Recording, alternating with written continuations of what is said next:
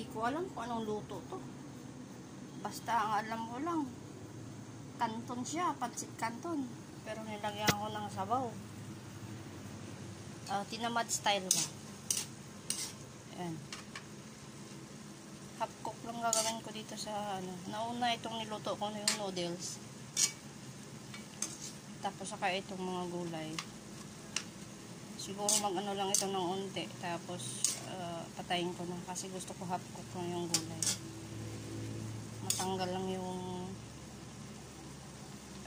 baho ng carrots. Mabaho to pag hindi luto eh. I mean, kahit half cook okay na.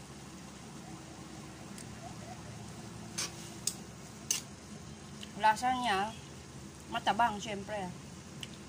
May sabaw siya eh. Nilagay ko yung recipe ng ano, ingredients. Okay na to. Carry na yung carrots. Crunchy siya pero parang nawala na din yung kung sa Bisaya paantod. Okay, let's eat. So, tara mga ka-nature, kain na po tayo. I know this is not much healthy because it's canton pa rin, but then carry na to.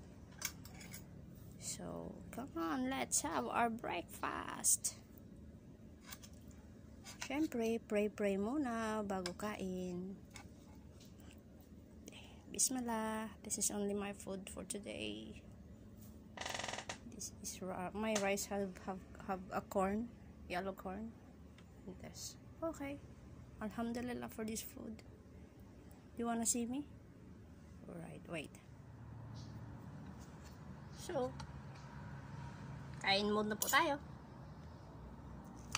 Thank you, Lord. Ingat-ingat dahil mainit pa po.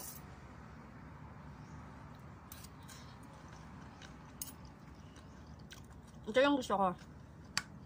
Yung mga carrots, crispy pa siya. I mean, crunchy. Half cook kong baga. Actually, yung lasa niya,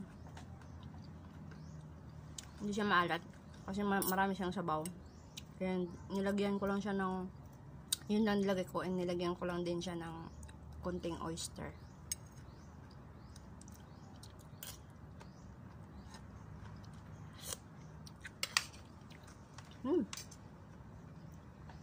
Maglalaway kayo nito, kaya enough na.